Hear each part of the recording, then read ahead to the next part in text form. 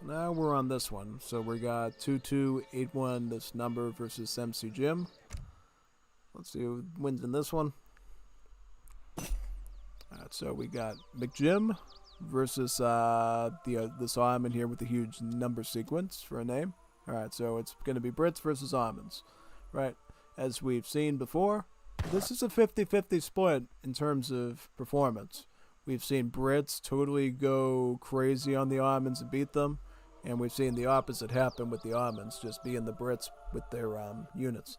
So it really comes down to skill in this matchup, but we'll see who ends up winning it. We'll figure it out. So looks like Ottomans getting up their train posts now, and they should be getting up their mosque very soon as well to bring in that XP trickle.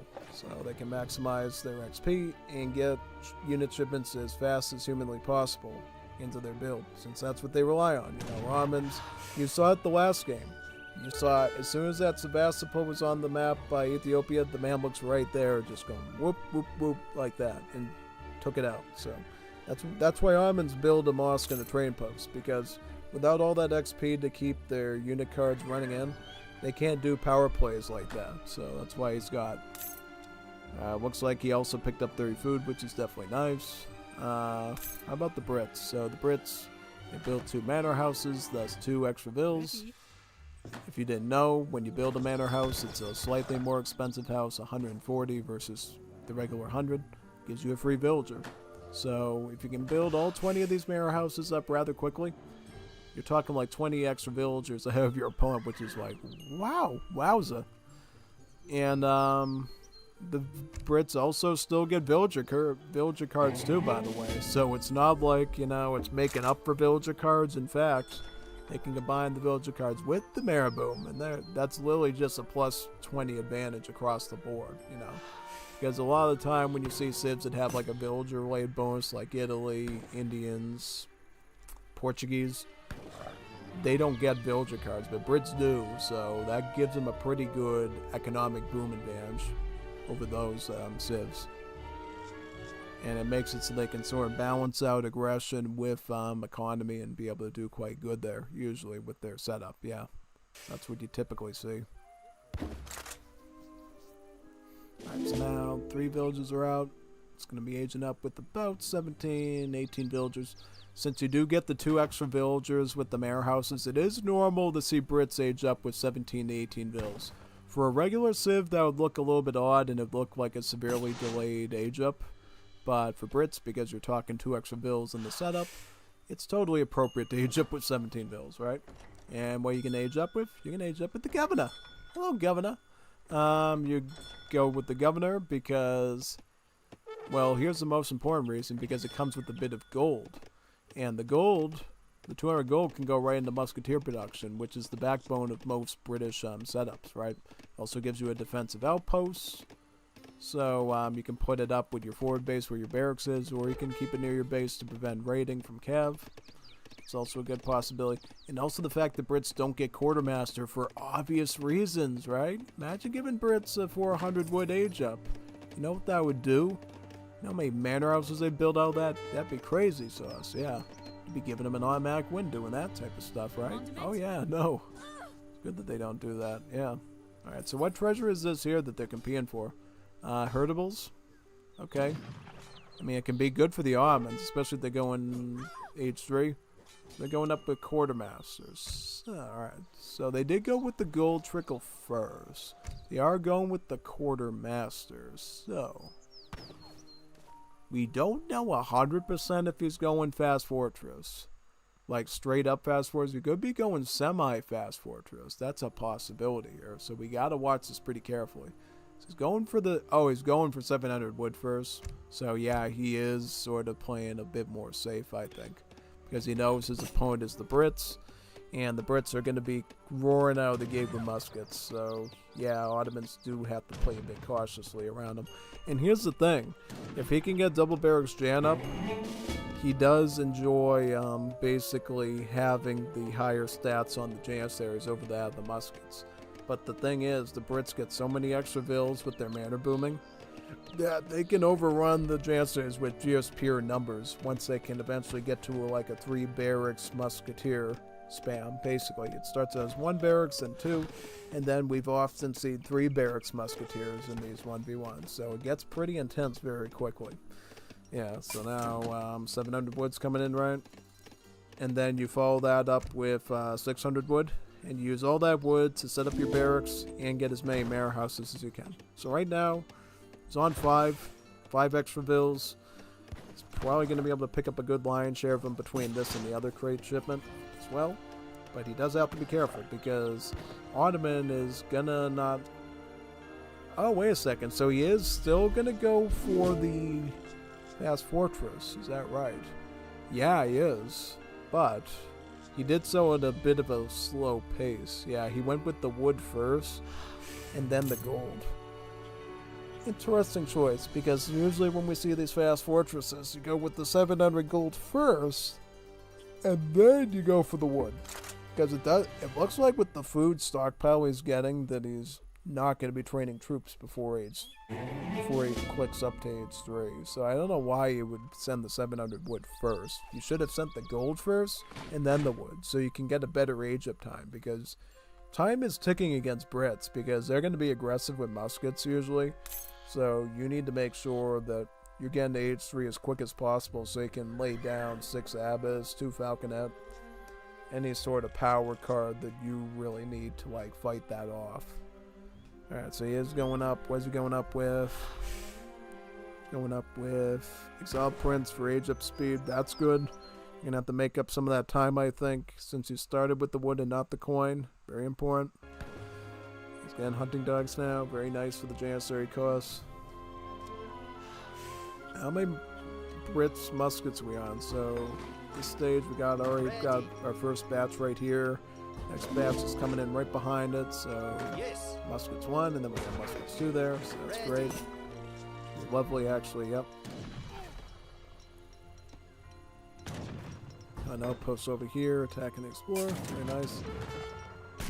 An unfinished manor house, MCJim right over here. Yeah, build this. Very good. Build. Build, baby, build. Get that built.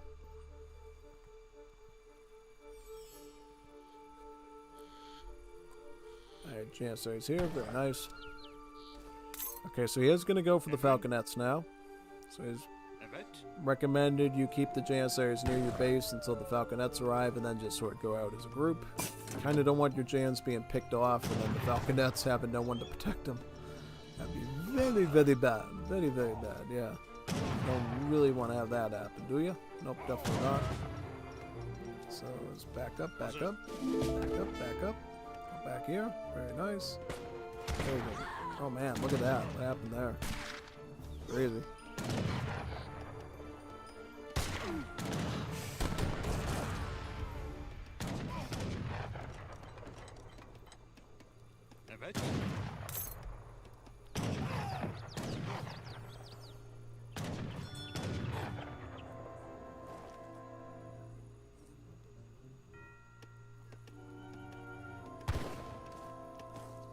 Hazır.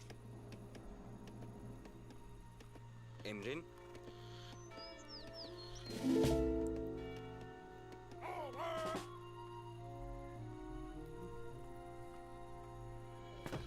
Ooh, yeah.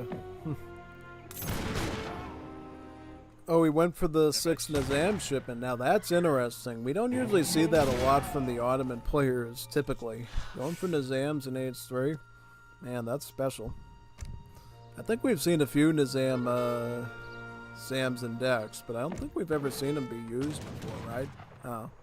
It is pretty nice because it acts as sort of like a skirmisher when in the standard mode, because it has like a range attack against heavy infantry, and thus is doing like 48 damage to the muskets, yeah. He has Abbas. He doesn't have Abbas.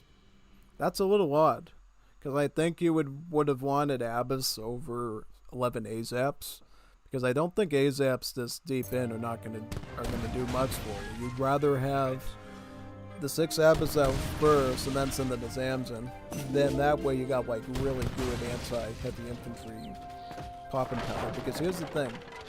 it would be very odd for Brits to say, okay, I'm going to stop musket production and start doing dragoons mainstream. You know, that's like very uncharacteristic of the Brits. So really with the British, you really need to focus on anti-heavy infantry, anti-musket. That's really the bread and butter of how you deal with the Brits. So I don't know about the AZAPs there. I just don't think they're going to be very useful to you. I mean, the Nizams are okay because they have anti-cav against the SARs, and then they have the range attack against the muskets. That's like very versatile, but AZAPs not so much, you know? I'm just saying that's...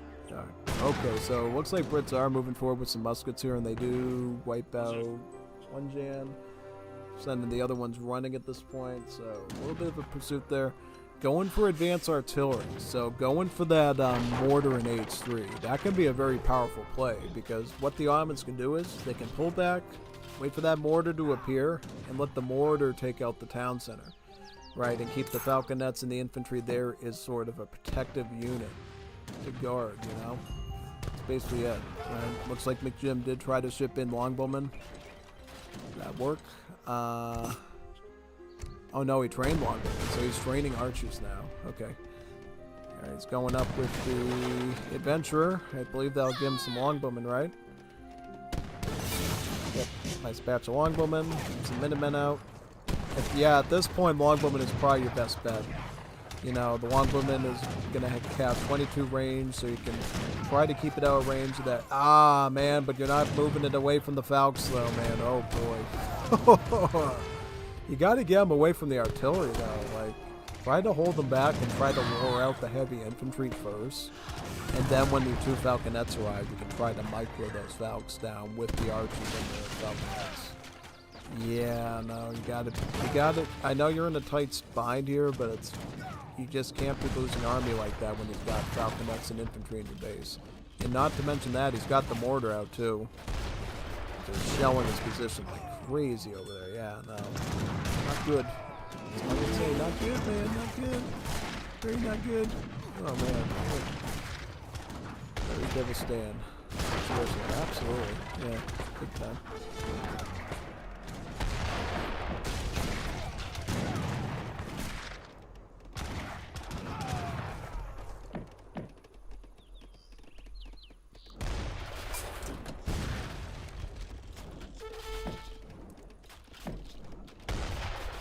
Oh, barracks is down. Very nice. Alright, long one coming out. Very good.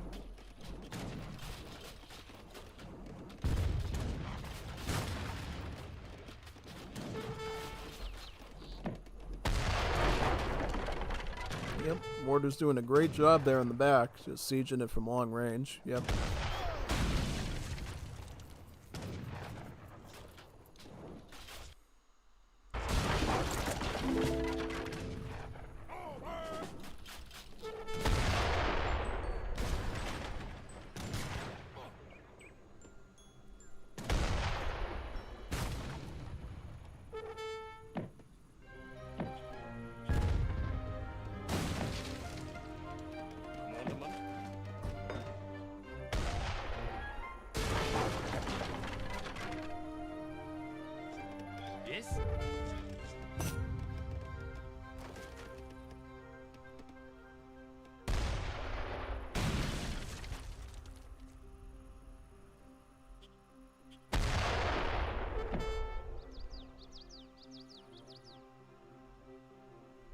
Yeah, basically Brits have to come up with a plan to deal with this mortar issue here, yeah.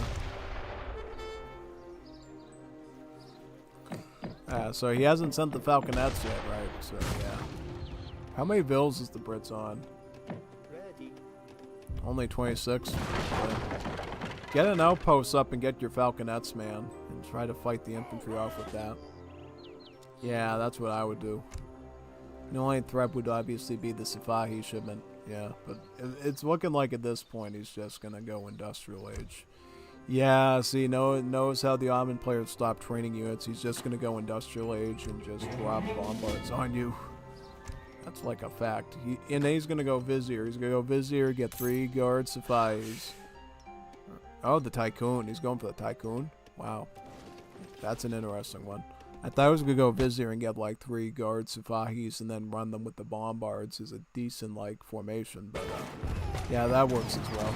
It's another option. Let's see what happens here. Uncle been doing a pretty good job on Jans. You get the Mora down, that's good. That's a serious threat. Unfortunately, though, now you got the Explorer on your tail snaring you, and all these ranged troops behind you. So you kind of have to. Yeah, see, that's the problem. The Explorer has more movement speed than your archer, so he can just like run after you really quickly. There, it's not good. Not giving your longbowman an inch. Oh, but then the delis come out too. He's got the 5 deli shipment in there, right? Yep, it's not good. Not good at all. That'll finish off. Yep, GG. You are done, son. Yeah. Good try, though. I mean, that was a tough one. You know, Brits versus Ottomans is always a tough matchup, so I really can't blame anyone for faltering in that, honestly. Definitely not. So, yeah.